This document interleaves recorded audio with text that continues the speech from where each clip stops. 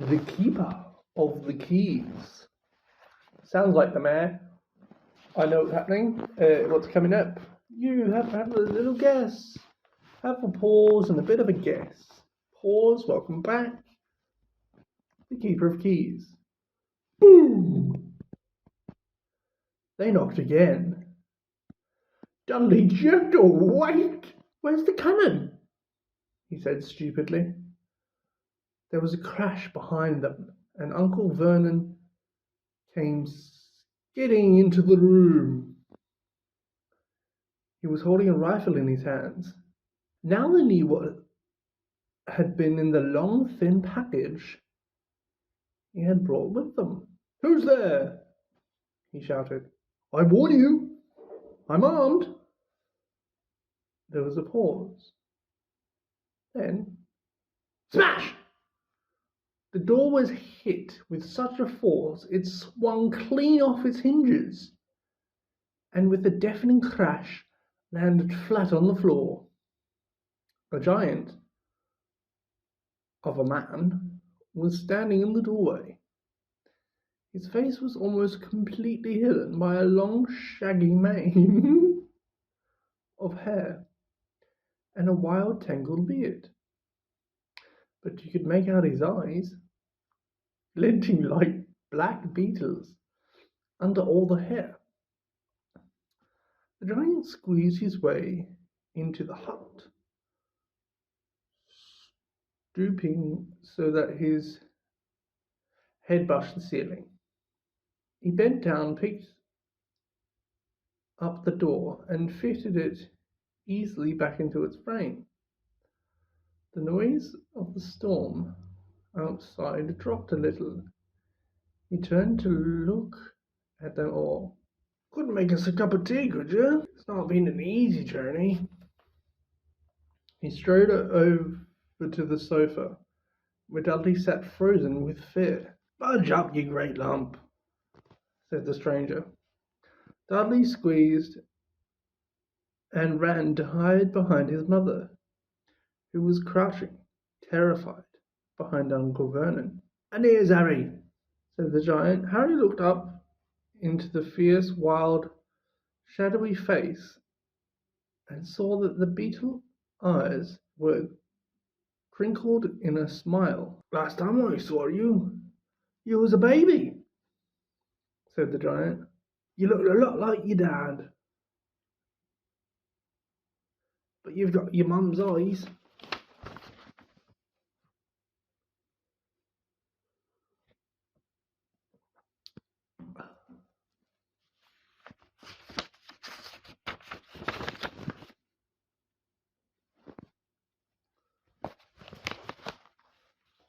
Uncle Vernon made a funny rasping noise. "I demand that you leave at once, sir," he said. "You are breaking and entering." "Ah, shut up, Dursley, you great prune," said the giant. He reached over the back of the sofa, jerked a gun out of Uncle Vernon's hand, bent it into a knot as easily as if it had been made of rubber, and threw it into a corner of the room. Uncle Vernon made another funny noise, like a mouse being trodden on. "Anyway, Harry," said the giant, turning his back on the Dursleys, "very happy birthday to you. Got something here for you. Might have sat on it at some point, but it'll taste all right." From an inside pocket of his black overcoat, he pulled a slightly squashed box. Harry opened it with trembling fingers. Inside was a large, sticky chocolate cake with "Happy Birthday, Harry" written on it in green icing. Harry looked up at the giant. He meant to say thank you, but the words got lost on the way to his mouth. And what he said instead was, "Who are you?" The giant chuckled. "True, I haven't introduced myself. Rubeus Hagrid, keeper of keys and grounds at Hogwarts." He held out an enormous hand and shook Harry's whole arm. "What about that tea then, eh?" he said, rubbing his hands together. "I'd not say no to something stronger if you got it, mind." His eyes fell on the empty grate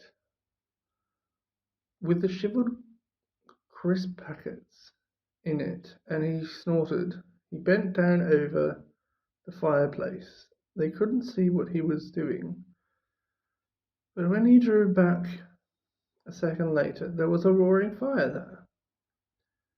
It filled the whole damp hut with flickering light. Harry felt the warmth wash over him as though he'd sunk into a hot bath. The giant sat back down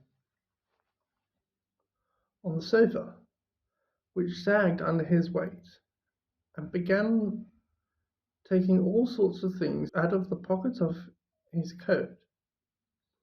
A copper kettle, a squashy package of sausages, a poker, a teapot, several chipped mugs, and a bottle of some amber liquid, which he took a swig of before starting to make tea.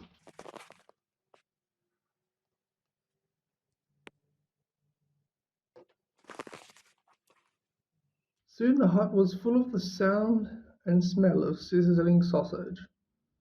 Nobody said a thing while the giant was working, but he slid the first 6 fat, juicy, lightly burnt sausages from the poker. Dudley fidgeted a little. Uncle Vernon said sharply, "Don't touch anything he gives you, Dudley." The giant chuckled darkly. "Yeah, great puddin' of a son done need fattening any more, Dursley done worry." "What?" "Your great pudding of a son don't need any fattening any more, Dursley, don't worry."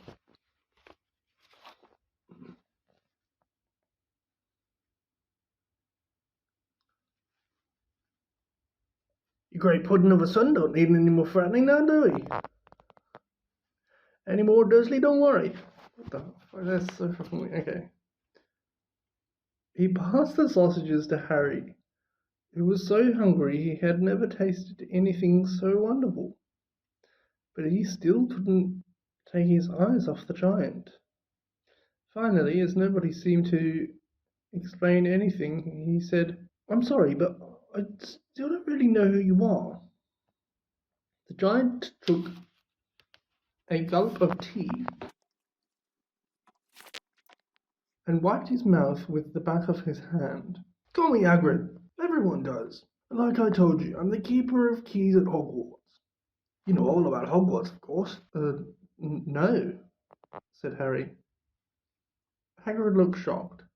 "Sorry," Harry said quickly. "Sorry?" barked Hagrid, turning to stare at the Dursleys, who shrank back into the shadows. "It's them as should be sorry. I knew you weren't getting those letters, but I never thought you wouldn't know all about Hogwarts, for crying out loud. You never wonder where your parents learnt it all. Or what?" "Oh, what?" Hagrid thundered. "Now, just 1 second." He had leapt to his feet in his anger and seemed to fill the whole hut. The Dursleys were cowering against the wall. "You mean to tell me," he growled at the Dursleys, "that this boy knows nothing about anything?" Harry thought this was going a bit far. He had been to school after all, and his marks weren't bad. "I know some things," he said. "I can, do maths and stuff." But Hagrid simply waved his wand and said, "About our world, I mean. Your world, my world, your parents' world. What world? Hagrid looked as if he was about to explode. Dursley! He boomed. Uncle Vernon, who had gone very pale, whispered something that sounded like Hagrid stared wildly at Harry. But you must know about your mum and dad. I mean, they're famous. You're famous. What? My mum and dad weren't famous, were they? You don't know. You don't know.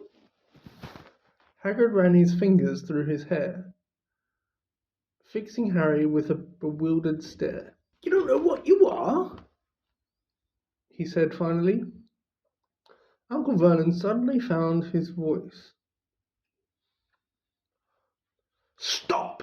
He commanded. Stop right there, sir. I forbid you to tell the boy anything.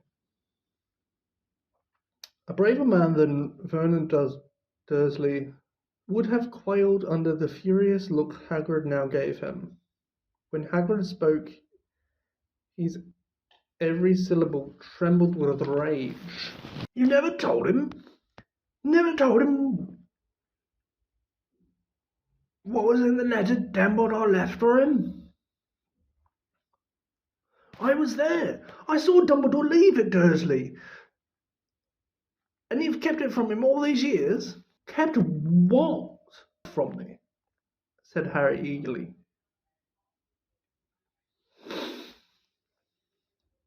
Stop! I forbid you! Yelled Uncle Vernon in a panic. Our Petunia gave a gasp of horror.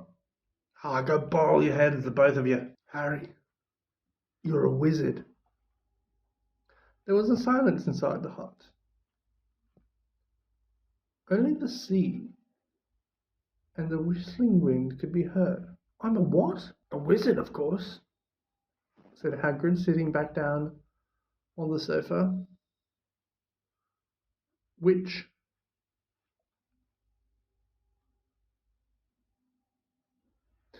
Groaned and sank even lower. And a triumphing good one.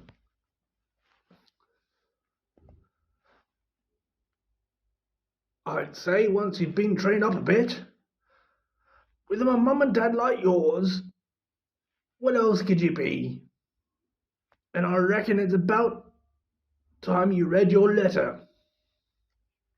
Harry stretched out his hand, at last to take the yellowish envelope addressed in emerald green to Mr. H. Potter.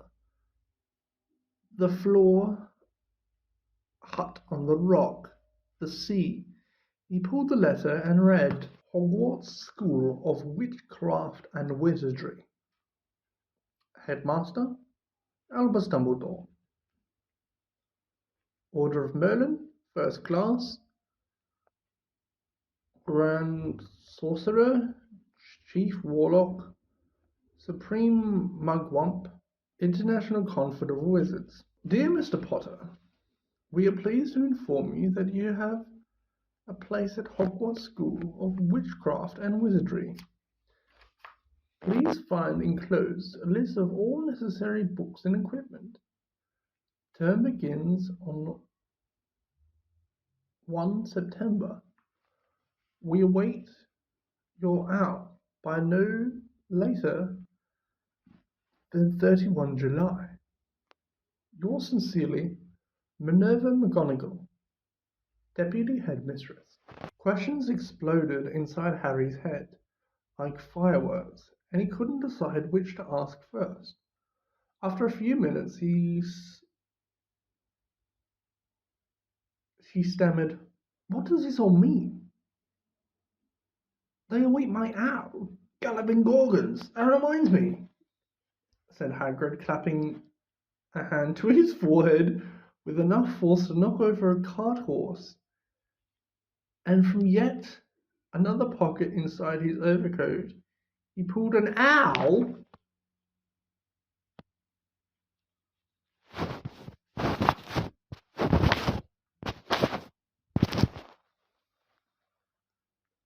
a real live, rather ruffled-looking owl. A long quill and a roll of parchment. With his tongue between his teeth, he scribed a note which Harry could read upside down.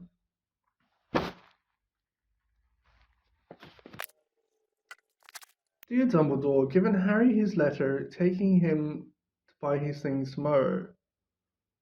Weather's horrible. Hope you're well, Hagrid. Hagrid rolled up the note and gave it to the owl, which clamped it in its beak, went to the door, and threw the owl out into the storm. Then he came back and sat down as though this was as normal as talking on the telephone.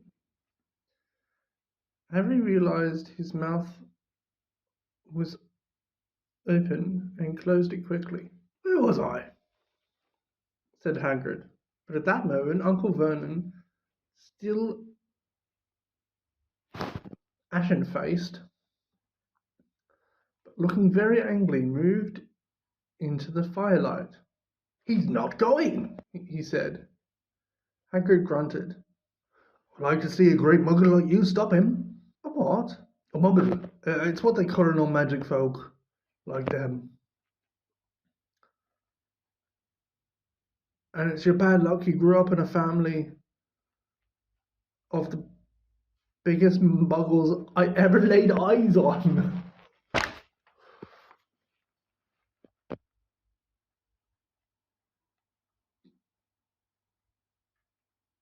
We swore when he took him in, we'd put a stop to all that rubbish, said Uncle Vernon. Swore would stamp it out of him. Wizard indeed. You knew. You knew I'm a wizard. Knew, shrieked Aunt Petunia suddenly. Knew, of course we knew. How could you not be?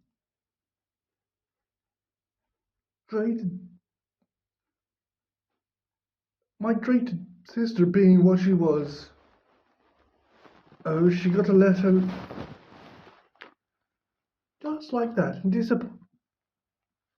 disappeared off to that school and came home every holiday with her pockets full of frog spawn, turning teacups into rats. I was the only one who saw her for what she was, a freak of my mother and father. Oh no, it was Lily. It was Lily this and Lily that. They were proud of having a witch in the family. She stopped to draw a deep breath.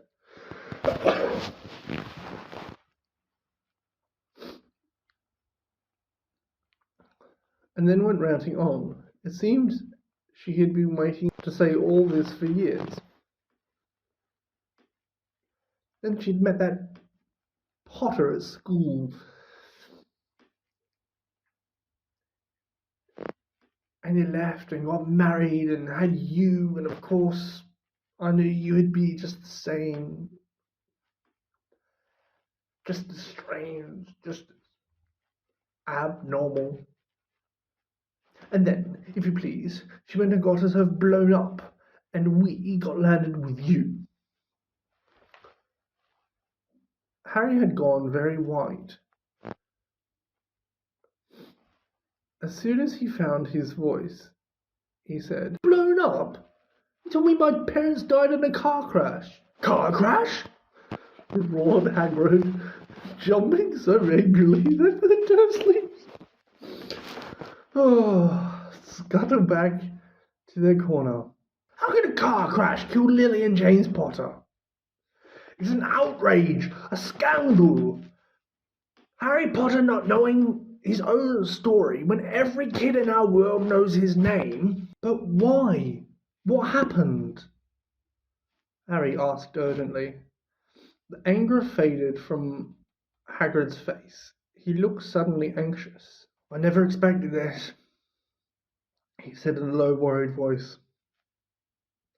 I had no idea when Dumbledore told me there might be trouble getting hold of you. How much you didn't know. Uh, Harry, I don't know if I'm the right person to tell you, but someone's got to. You can't go off to Hogwarts not knowing. He threw a dirty look at the Dursleys. Well, it's best you know as much as I can tell you. Mind, I can't tell you everything. It's a great mystery, parts of it. He sat down and stared into the fire for a few seconds, and then said, "It begins, I suppose, with a person called. But it's incredible. You don't know his name. Everyone in our world knows. Who? Well, I don't like saying the name if I can help it. No one does. Why not? Gulping gargoyles, Harry. People are still scared. Blimey, this is difficult. See, there was this wizard who went bad. As bad as you could go. Worse. Worse than worse. His name was. Hagrid gulped, but no words came out. Could you write it down? Harry suggested. Nah, I can't spell it. Alright.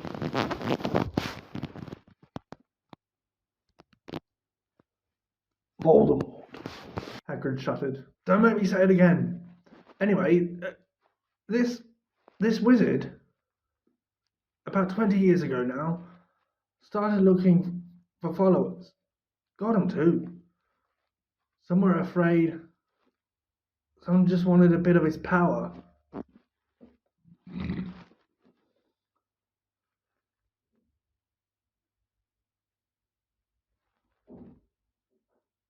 Because he was getting himself some power, alright? Dark days, Harry.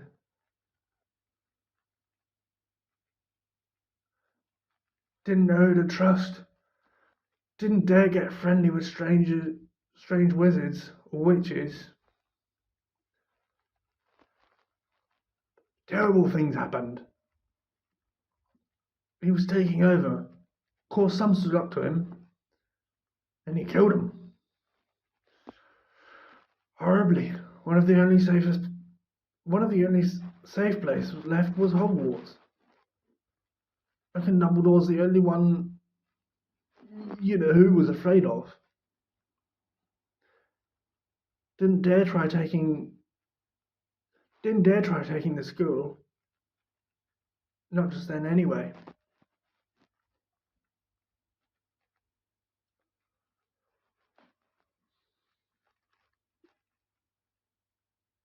Now, your mum and dad were a good witch and wizard, as I ever knew. Head boy and girl at Hogwarts in their day. Suppose the mystery is why who never tried to get him. Suppose the mystery is why who never tried to get him on his side before. Probably knew they were too close to Dumbledore to want anything to do with the dark side.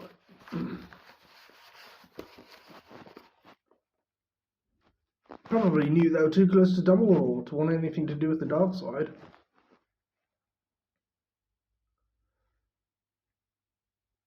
Maybe he thought he could persuade him. Maybe he just wanted them out of the way. All anyone knows is he turned up.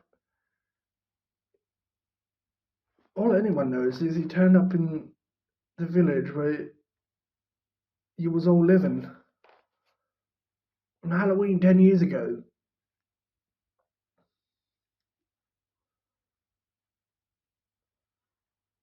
You was just a year old. He came to your house and Hagrid suddenly pulled a very dirty spotted handkerchief and blew his nose with a sound like a foghorn. "Sorry," he said, "but it's just that sad. You know, your mum and dad were nicer people you couldn't find. Anyway, you know who killed him. And then, and this is the real mystery of the thing, he tried to kill you too. Wanted to make a clean job of it, I suppose. Or maybe he just liked killing. Or maybe he just liked killing by then.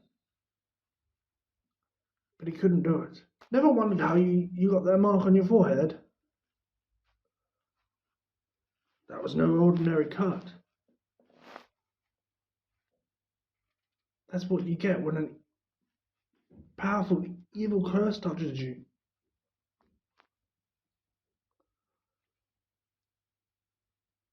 Took care of your mum and dad, your house even. But it didn't work on you.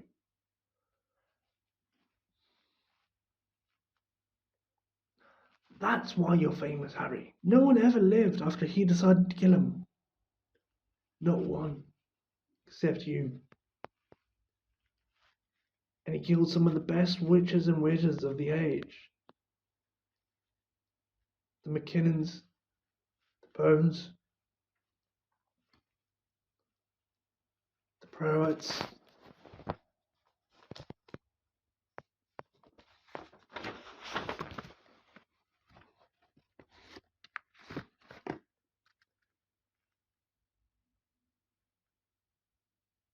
And he was only a baby and you lived.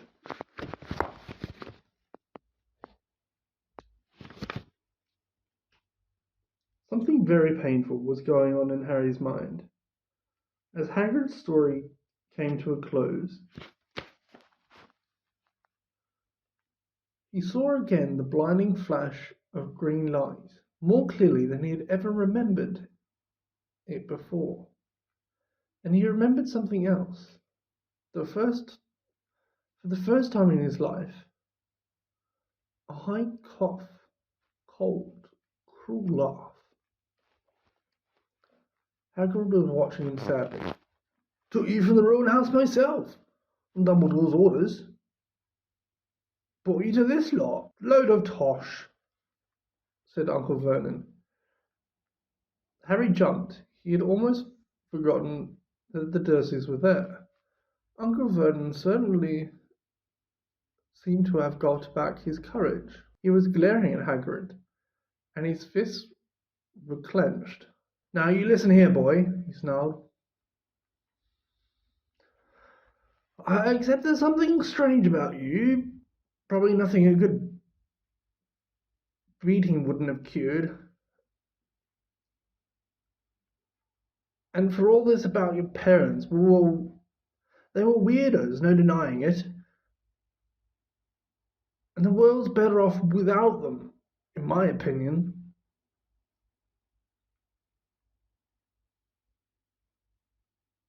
As for all they got getting mixed up with these wizarding types,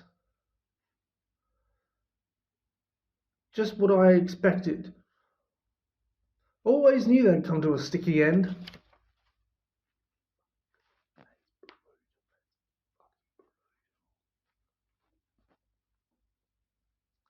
But at that moment, Hagrid leapt from the sofa and drew a battered pink umbrella from inside his coat, pointing this at Uncle Vernon like a sword. He said, I'm warning you, Dursley. I'm warning you. One more word. In danger of being speared on the end of an umbrella by a bearded giant, Uncle Vernon's courage failed again. He flattened himself against the wall and fell silent.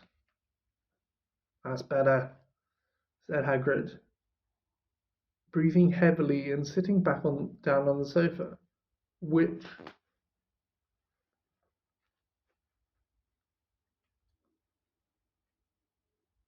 this time sagged right down to the floor. Harry, meanwhile, still had questions to ask, hundreds of them. But what happened to Sorry, I mean, you know who. Good question, Harry. Disappeared. Vanished. Some same night he tried to kill you. Makes you even more famous. That's the biggest mystery, you see. He was getting more and more powerful. Why'd he go?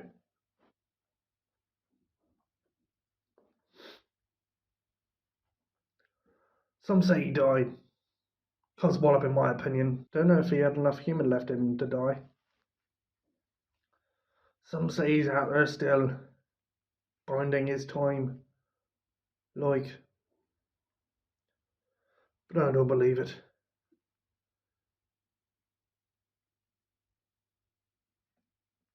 People who was on his side came back to ours.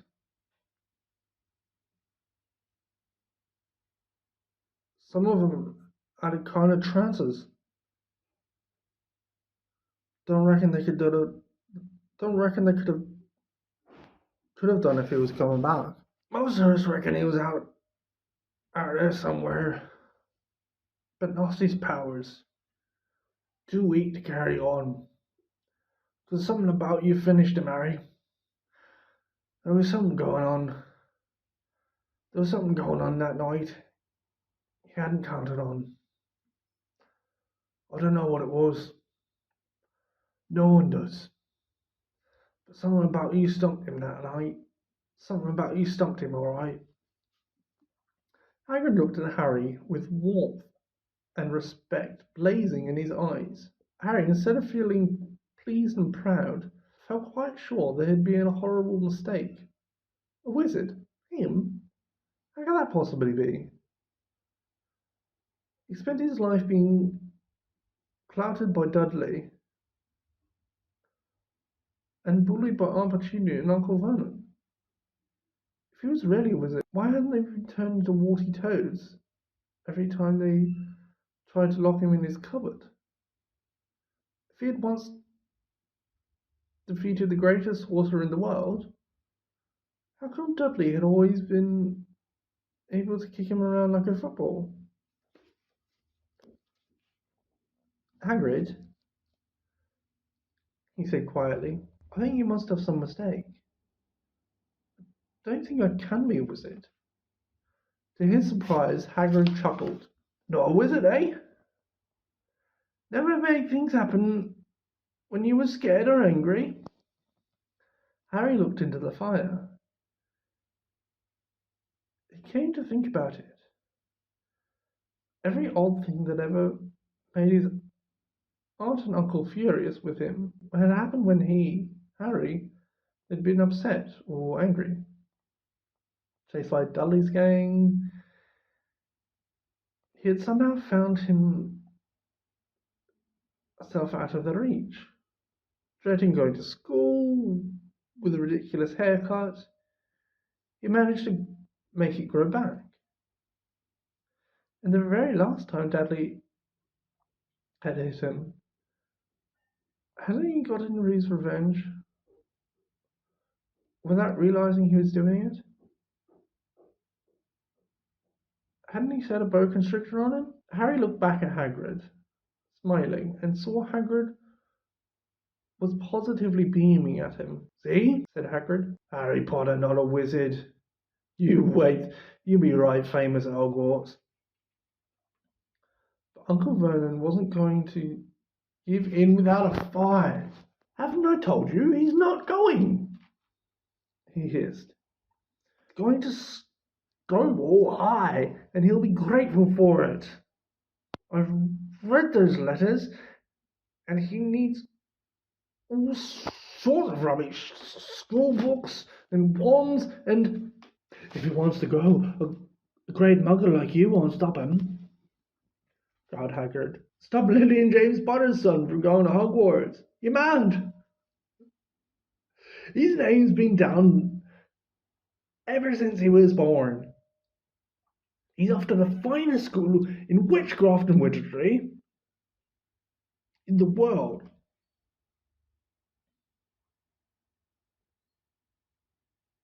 7 years there, and he won't know himself. He'll be the youngest of his own sort for a change, and he'll be under the greatest headmaster Hogwarts has ever seen, Albus Dumbledore. Good thing we're near the end of the chapter.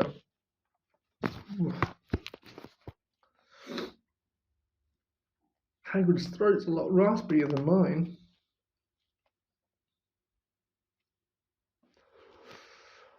I'm not paying for some crackpot old fool to teach him magic tricks, yelled Uncle Vernon. He had finally gone too far. Hagrid seized his umbrella and whirled it over his head. Never, he thundered, insult Albus Dumbledore in front of me. He brought his umbrella swishing down through the air to point at Dudley. There was a flash of violent light, a sound like a firecracker, and a sharp squeal. And next second Dudley was dancing on the spot with his hands clasped over his fat bottom, howling in pain. He turned his back on them. Harry saw a curly pig's tail poking through the hole in his trousers. Vernon roared, pulling Aunt Petunia and Dudley into the other room. He cast one terrified look at Hagrid and slammed the door behind them. Hagrid looked down at his umbrella and stroked his beard. Shouldn't have lost my temper, he said roughly. But it didn't work anyway. Meant to turn him into a pig. But I suppose he was so much like a pig anyway. There wasn't much left to do. He cast a sideways look at Harry under his bushy eyebrows. Be grateful if you didn't mention that to anyone at Hogwarts, he said. I'm, not supposed to do magic, strictly speaking. I was allowed to do a bit to follow you and get your letters and to you and stuff. One of the reasons I was so keen to take on the job. Why aren't you supposed to do magic? Asked Harry. Oh, well, I was at Hogwarts myself. I got expelled. To tell you the truth, in my 3rd year. They snapped me 1.5 and everything. But Dumbledore let me stay on as gameskeeper. Great man, Dumbledore. Why were you expelled? It's getting late and we've got lots of things to do tomorrow, said Hagrid loudly. Gotta get uptown, get your books. And he took off his thick black coat and threw it on Harry and threw it to Harry. You can keep under that, he said. Don't mind if it wriggles a bit. I think I've still got a couple of doormats in one of the pockets. Wow-wee!